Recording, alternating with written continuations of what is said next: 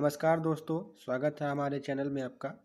तो आज हम स्टार्ट करेंगे बी फार्म 4 सेमेस्टर का जो हमारा फार्माकोग्नोसिस फाइटोकेमिस्ट्री सब्जेक्ट है उसके बारे में, जिसका कोड है BP405T as per AKTU, as per PCI भी कह सकते हैं हम और AKTU भी कह सकते हैं। तो हमारी जो पहली यूनिट है, ठीक है, तो पहली यूनिट में हमारा टॉपिक क्या है, फार्माकोग्नोसिस। ठीक है, तो इस यूनिट को शुरू करने से पहले हम ये समझ लेते हैं कि ये जो फार्माकोग्नोसी वर्ड है और फाइटोकेमिस्ट्री वर्ड है, इसका यूज क्या है। मतलब ये हमारे सिलेबस में रखा क्यों गया है, ठीक है, पूरा सब्जेक्ट क्यों रखा गया है। तो फार्माकोग्नोसी, ठीक है, हम फार्मेसी कर रहे हैं, ठीक है, तो हमको आयुर्वेदा में भी जाना है, हमको अपने क्रूड ड्रग्स, मतलब जिसको हम अपनी देहाती लैंग्वेज में बोलते हैं, खरखुदा बोलते हैं, वो सुई होता है, तो उसको हम कहते हैं फार्माकोग्नोसी। मतलब उस ड्रग्स के स्टडी के बारे में नॉलेज लेना या उसके बारे में स्टडी करना, ये हमारी होती है फार्माकोग्नोसी। देन आती है हमारी फाइटोकेमिस्ट्री। अब फाइटो का मतलब क्या होता है कि फाइटो का मतलब होता है प्लांट। ठीक, इस फाइटो का मतलब आप सीधा समझिए प्लांट है। और केमिस्ट्री, केमिस्ट्री आप जानते ही हैं, तो मतलब जो प्लांट में हमारे कंस्टिट्यूएंट केमिकल्स होते हैं उनके बारे में अध्ययन करना ही हमारा क्या कहलाया जाता है, फाइटोकेमिस्ट्री। तो आप समझ गए कि फार्माकोग्नोसी एंड फाइटोकेमिस्ट्री किसे कहते हैं। तो ये हम शुरू करते हैं अपना लेक्चर। तो यहाँ से आप देखिए इंट्रोडक्शन ऑफ फार्माकोग्नोसी। तो फार्माकोग्नोसी का मतलब क्या होता है, इसको आप दो पार्ट में डिवाइड कीजिए, एक फार्माकोन और एक ग्नोसिस। ठीक है, तो फार्माकोन का मतलब क्या होता है, ड्रग्स। सीधा सीधा फार्माकोन मतलब फार्मा और कौन मतलब फार्मा मतलब जो हम फार्मेसी कर रहे हैं, मतलब उसका फार्मूलेशन प्री फार्मूलेशन जो भी कर रहे हैं उस ड्रग्स की कर रहे हैं। ठीक है, और यहाँ पे ग्नोसिस मतलब स्टडी ऑफ ड्रग और नॉलेज। ठीक है, अब यहाँ पे आप एक वर्ड देखेंगे ड्रग्स। तो ड्रग्स और मेडिसिन में क्या फ़र्क है। ठीक, तो बहुत जगह ऐसे क्वेश्चन पूछे जाते हैं, जीपीटी में पूछे जाते हैं कि ड्रग्स और मेडिसिन में क्या अंतर है। तो जो ड्रग्स होती है वो एक केमिकल कंस्टिट्यूएंट होता है किसी भी मेडिसिन को बनाने के लिए। आप सीधा कर सकते हैं कि group of drugs to make the medicine. मतलब जो ड्रग्स होती हैं उनका यूज किया जाता है, उनके केमिकल्स का यूज किया जाता है, कई सारे केमिकल मिला के एक मेडिसिन का निर्माण होता है। अब हम इसकी एक्चुअल डेफिनेशन देख लेते हैं क्या होती है।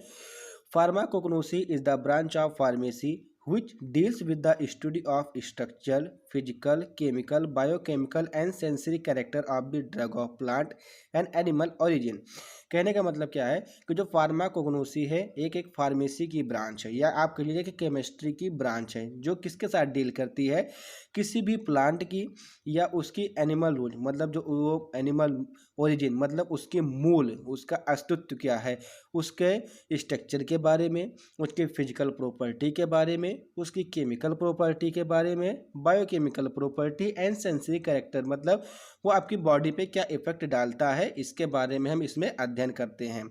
It also include study of their history. मतलब कहने का क्या, ये आल्सो इंक्लूड क्या होता है खुद में, किसकी स्टडी करने में, उस ड्रग की हिस्ट्री।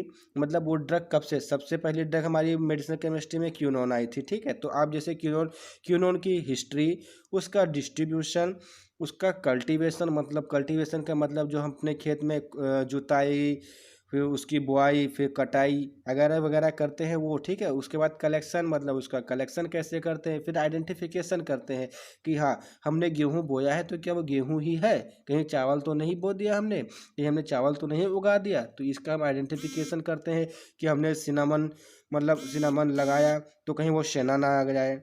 ठीक है, तो इसी प्रकार से हम उसकी आइडेंटिफिकेशन करते हैं। देन आता है प्रिपरेशन, इवाल्यूशन, प्रिपरेशन करते हैं, इवाल्यूशन करते हैं कि वो शुद्ध है कि अशुद्ध है, प्रिजर्वेशन, उसका प्रिजर्व करते हैं कि वो एक लॉन्ग टर्म तक कितनी अवधि तक उसका यूज हम कर सकते हैं, एंड यूजेस और उसके यूजेस के बारे में। तो ये हमारी हो गई फार्माकोग्नोसी।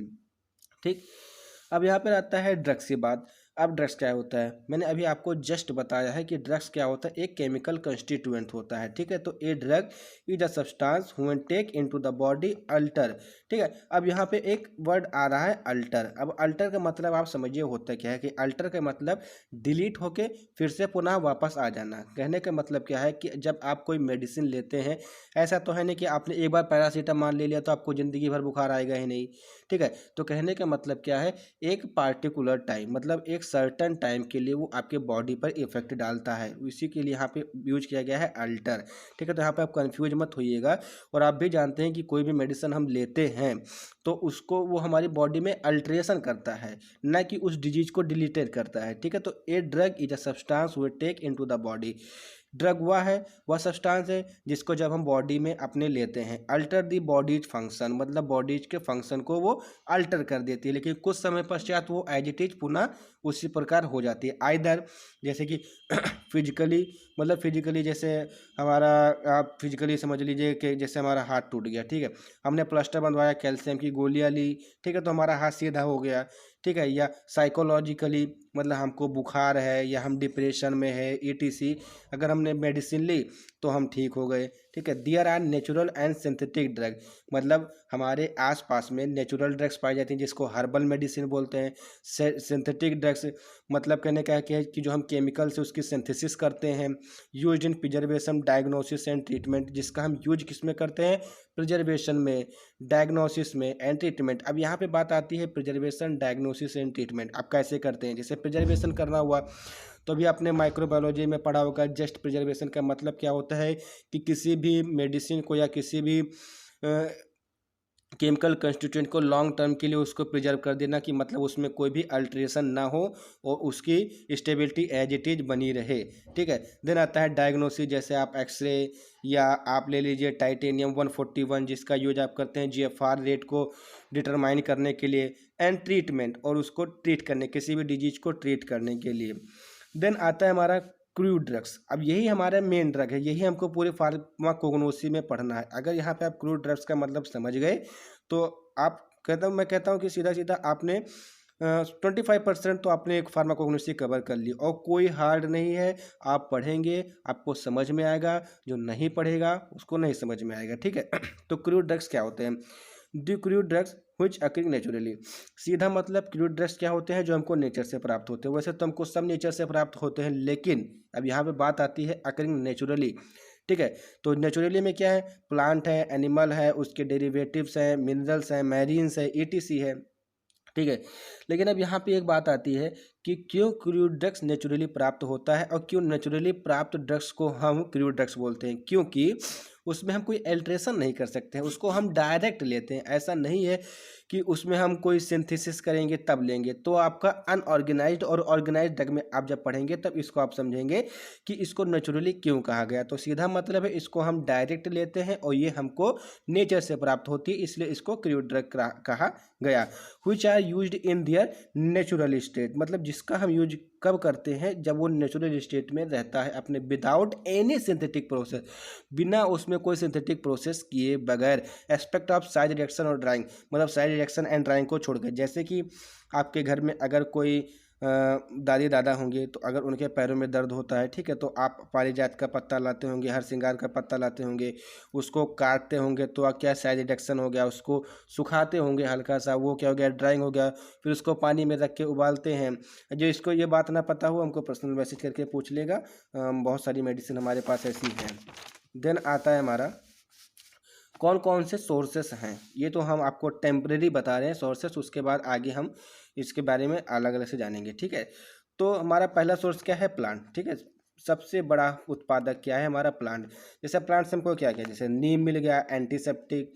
ठीक है, टर्मरिक मतलब हल्दी है, वो भी एक एंटीसेप्टिक है। टर्मरिक को आप एंटीसेप्टिक बोले, एंटी बैक्टीरियल बोले, एंटी फंगल बोले, क्या नहीं बोल सकते हैं उसको। सेन्ना है। ठीक है, देन एनिमल से हमको क्या क्या प्राप्त हो, जैसे वूल फैट, जैसे भेड़ बकरी के वो होते हैं। ठीक है, वूल मतलब वूल भी प्राप्त होते हैं, वूल फैट भी प्राप्त होते हैं। फिश लीवर ऑयल जिसका यूज आप मतलब जब मतलब कैंसर होता है या ट्यूमर होता है उसके यूज में आप किया जाता है। देन आता है मिनरल्स मतलब कैलामाइन लोशन आपने बनाया होगा कि चेहरे पर निखार लाने के लिए। ठीक है, बेंटोनिट हो गया। मैरिन, अब मैरिन का मतलब क्या होता है, कुछ लोग इसमें कन्फ्यूज होंगे कि मैरिन का मतलब होता क्या है। मैरिन का मतलब वो होता है जैसे जो समुद्र में पाए जाते हैं, जो नदियों में पाए जाते हैं, जो झीलों में पाए जाते हैं, जो तालाबों में पाए जाते हैं। ठीक है, जैसे फिश लिवर ऑयल, कोटल जिसको हमारे देहाती लैंग्वेज में मूंगा बोलते हैं, स्पॉन्जा जिसको हमारे देहाती लैंग्वेज में जलकुंभी बोलते हैं। ठीक है, तो इन सब का ये हमारे नेचुरल सोर्सेस है। और माइक्रो ऑर्गेनिज्म, मतलब माइक्रो ऑर्गेनिज्म तो एक हमारे सोर्स हैं, तो उससे हम क्या बनाते हैं, एंटीबायोटिक बनाते हैं, आपने माइक्रोबायोलॉजी में पढ़ा होगा। ठीक है, अब मैं आपको यहाँ पर एक एग्जाम्पल के तौर पर दिखाता हूँ। ठीक है, मतलब ये क्या है, मैंने सही नहीं बनाया तो फिर देख लीजिए। एक पेड़ है, अब यहाँ पे आप पूरी फार्माकोग्नोसी समझेंगे। ठीक है, तो अब इस पेड़ में क्या क्या होगा, उसके फूल होंगे, फल होंगे, पत्तियाँ होंगी, उसके छिलके होंगे, तना होगा, जड़ होगा और जड़ के रेशे होंगे। ठीक है, अब इस एक पेड़ को आप किस किस चीज़ के लिए यूज करते हैं ये देखिए जैसे फूल है आपका, मतलब फ्लावर है, मतलब फूल है, लेवेंडर ले लीजिए। अब लेवेंडर क्या है, एनग्जाइटी, मतलब आपको चिंता, स्ट्रेस ये सब होता है। और बीटा ब्लॉकर, मतलब आप इसको जैसे हार्ट डिजीज होती है उसके में भी दे सकते हैं। ठीक है, तो स्ट्रेस एंटी एनग्जाइटी को ट्रीट करने के लिए। देन आता है आपका फ्रूट। ठीक है, अब फ्रूट में एप्पल, मतलब सेब ले लीजिए। सेब क्या है, एक प्रकार का बीटा ब्लॉकर भी है, बहुत अच्छा। और सेब का यूज आप कहाँ कर सकते हैं, आप मतलब सुबह ब्रश करने के बाद जब सेब खाएंगे, जिसको कहीं भी स्टोन होता है, उसके किसी भी जगह पे स्टोन हो, चाहे वो गुर्दा में हो या पेंक्रियाज में, कहीं भी हो, ठीक है, तो वो वहाँ से निकल जाता है। ठीक है, कंट्रोल डायरिया, मतलब डायरिया को कंट्रोल करते हैं। And also use in the lung cancer, मतलब जो लंग्स का कैंसर होता है उसमें भी हम यूज करते हैं। ठीक है, अब पेड़ में क्या पाई जाती हैं, पत्तियाँ पाई जाती हैं।